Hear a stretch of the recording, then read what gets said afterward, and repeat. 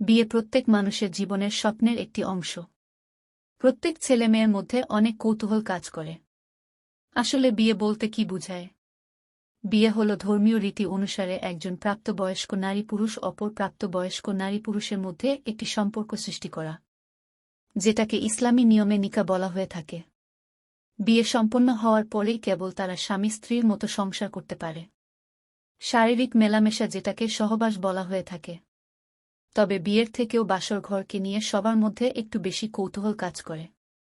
কারণ বিয়ের রাতেই একজন নারী পুরুষ এক ঘরে থাকার অনুমতি পায়। তাই কিভাবে বিয়ের রাত বা বাসর রাতকে অনেক বেশি স্মৃতিমধুর করে রাখা যায়?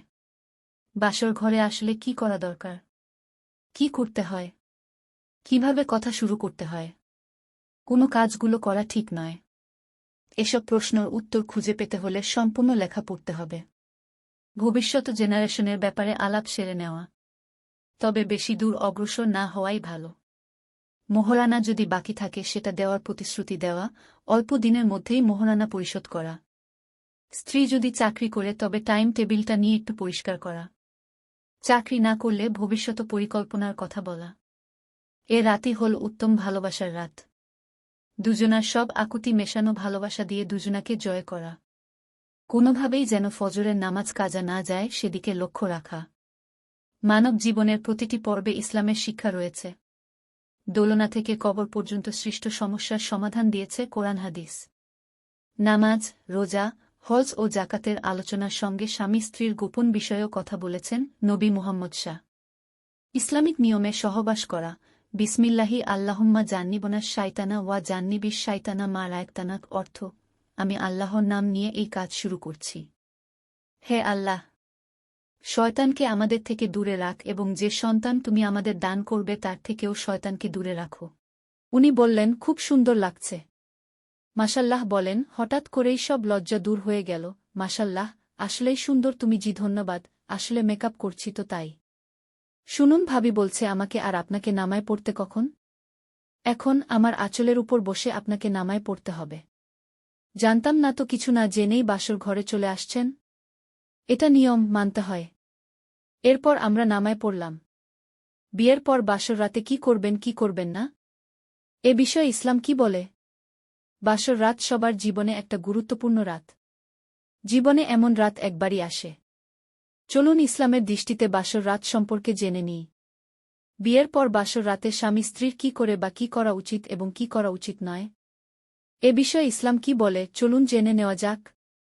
গোলাপ ফুল দিয়ে দুজন দুজনাকে বরণ করে নিতে হবে। উভয় মহান আল্লাহকে যে ভালোবাসবেন তা পরিষ্কারভাবে দুজনা বোঝাপড়া করবেন। হানিমুনে কোথায় যাবেন তা বাসর রাতেই ঠিক করবেন। সে ক্ষেত্রে স্বামী স্ত্রীকে এটা ঠিক করতে হবে যে সবচেয়ে পৃথিবীর মূল্যবান জায়গা মক্কা মদিনায় যাওয়া এবং ওমরা করার পরিকল্পনা করা।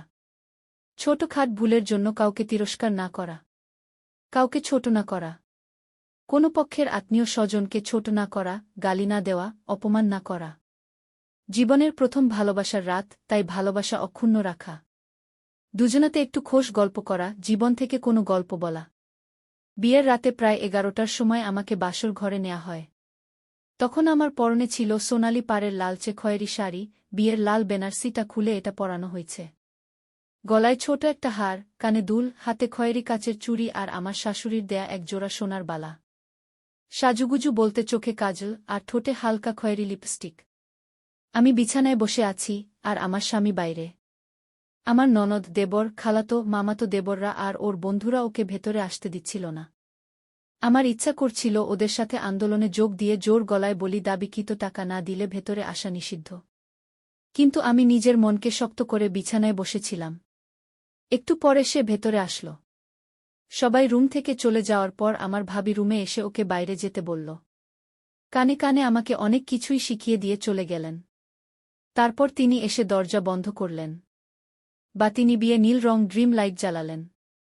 একটু আগেও আমার লজ্জা লাগছিল না, কিন্তু ভাবি বলছে লজ্জা না লাগলেও চেহারায় জোর করে হলেও লজ্জাভাব রাখতে, অথচ উনি আসার সাথে সাথেই আপনা আপনি আমি লজ্জা পাচ্ছিলাম।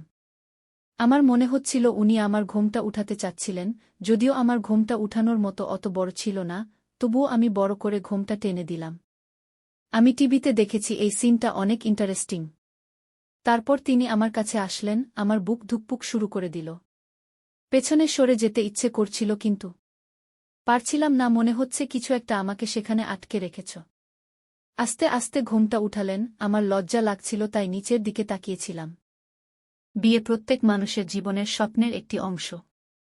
প্রত্যেক ছেলেমেয়ের মধ্যে অনেক কৌতূহল কাজ করে। আসলে বিয়ে বলতে কি বুঝায়? বিয়ে হল ধর্মীয় রীতি অনুসারে একজন প্রাপ্তবয়স্ক নারী পুরুষ অপর প্রাপ্তবয়স্ক নারী পুরুষের মধ্যে একটি সম্পর্ক সৃষ্টি করা, যেটাকে ইসলামী নিয়মে নিকাহ বলা হয়ে থাকে। বিয়ে সম্পন্ন হওয়ার পরেই কেবল তারা স্বামী স্ত্রীর মতো সংসার করতে পারে। শারীরিক মেলামেশা যেটাকে সহবাস বলা হয়ে থাকে। তবে বিয়ের থেকেও বাসর ঘরকে নিয়ে সবার মধ্যে একটু বেশি কৌতূহল কাজ করে। কারণ বিয়ের রাতেই একজন নারী পুরুষ এক ঘরে থাকার অনুমতি পায়। তাই কিভাবে বিয়ের রাত বা বাসর রাতকে অনেক বেশি স্মৃতিমধুর করে রাখা যায়? বাসর ঘরে আসলে কি করা দরকার? কি করতে হয়? কিভাবে কথা শুরু করতে হয়? কোনো কাজগুলো করা ঠিক নয়। এসব প্রশ্নের উত্তর খুঁজে পেতে হলে সম্পূর্ণ লেখা পড়তে হবে। হ্যালো বন্ধুরা, আপনারা কেমন আছেন? সবাই আশা করি অনেক ভালো আছেন, কিন্তু আমি ভালো নাই, কারণ যৌবন এক আট, এই জীবনে পানি ঢেলে দেওয়ার লোক নাই।